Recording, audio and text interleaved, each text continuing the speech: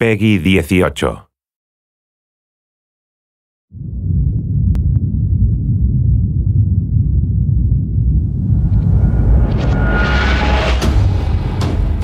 Hey everybody, Zachary Levi here. Over the last few months, we've brought you exclusive behind-the-scenes looks at the final hours of development of Tomb Raider. You've seen Camilla recording her last few lines, Rihanna musing her last few words, and Jason completing the last few notes of the score.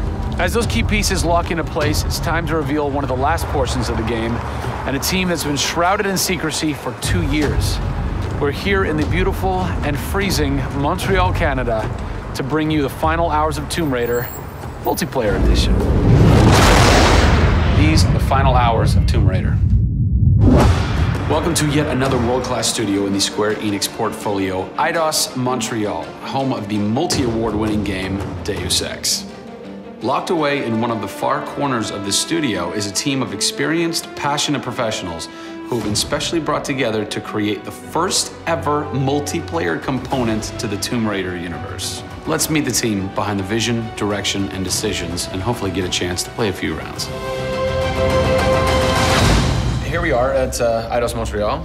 Before we get into why we're here, Carl, you now have an amazing stash, my friend. What is the impetus behind this? As a studio, we've been participating in Movember. A good friend of mine, JJ Owens, works for Movember in LA. And we set up the gaming challenge, and we brought studios from all around the world together. I think so far we've raised somewhere in the region of $140,000, $150,000. Well done. Been a big success, although my wife doesn't necessarily always approve. She hates it? Oh, my wife wakes up in the morning. She says that she hates it. She secretly loves it.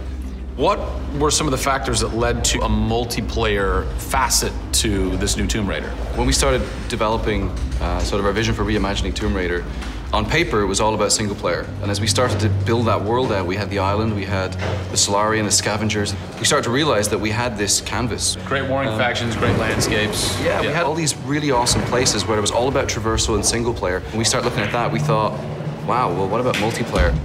Part of the genesis of that was Lara Croft and the Guardian of Light that kind of cracked open a door to lead you guys into the multiplayer into here at Eidos Montreal.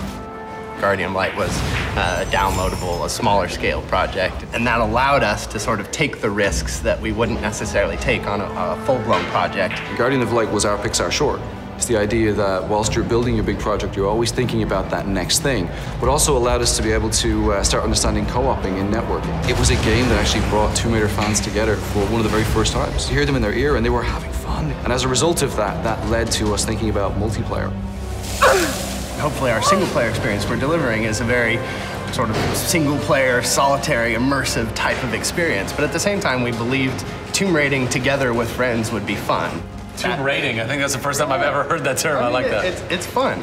You know, axe climbing and zip lining and the traversal that we get in there and the traps. For me, it was very sad to have that catch-22 of it would be great to do this in multiplayer, but we just can't split our resources like that. And that's how Eidos Montreal came about. We had staffed up our team to develop a single player. Everybody was gelling together really well, and it wasn't something that we wanted to just bolt on. We always said if we were going to do it, we're going to do it right. If you could have a fan play the multiplayer for the first time, what do you want them saying?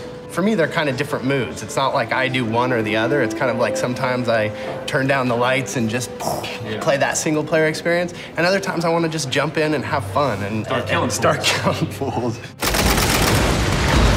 Joe Curry, producer of multiplayer on Tomb Raider. It's the first time Tomb Raider has ever incorporated multiplayer, and you're in charge of that. Yeah. What's running through your mind when you get that call? Well, first off, exciting, right? I mean, we're all huge fans of Tomb Raider on the team. I mean, we grew up with Lara Croft.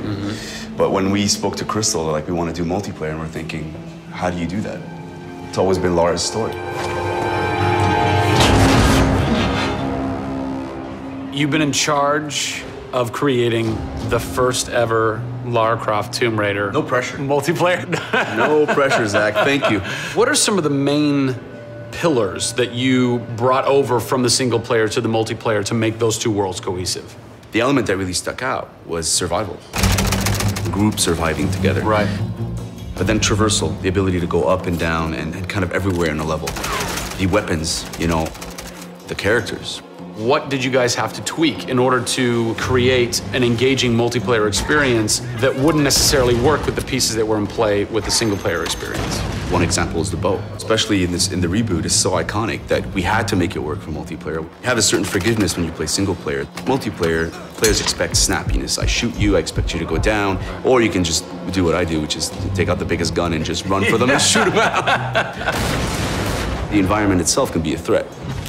The Solari, you know, the guys that are on the island have had a chance to prepare traps. We've got things like an ammo box that looks like an ammo box, but it's really an explosive device. I need ammo, and it looks just like the regular ammo box, and then you're gonzo. We have a lightning rod. You'll get a lightning strike on the rod, and then you'll eliminate your enemy. First and foremost, we want to be humble. We want players to just have a really memorable experience. I had fun doing this. Do you remember when we set that trap? Moments that the players will come back to and talk about experiences that they've had for themselves, not necessarily the game offering them experiences. Absolutely. So, Joe, behind us we have the QA team, or the quality assurance team. They're a part of the development team. Mm-hmm. They can tell us what we need to fix and what's working and what's not. When do I get to game test? When do I get to get my hands on the game? Soon. We got a surprise for you first, Zach. So, when I was approached to host the final hours of Tomb Raider, essentially the biggest ask, not even ask, tell that I had was, I want to be in the game. I want to have a cameo, I want to have something. So guess what? Boom! Boom! Boom! I'm a playable character in the multiplayer Tomb Raider. How sick is that, Joe? You and your team are awesome. I can play with myself, virtually. Are we ready?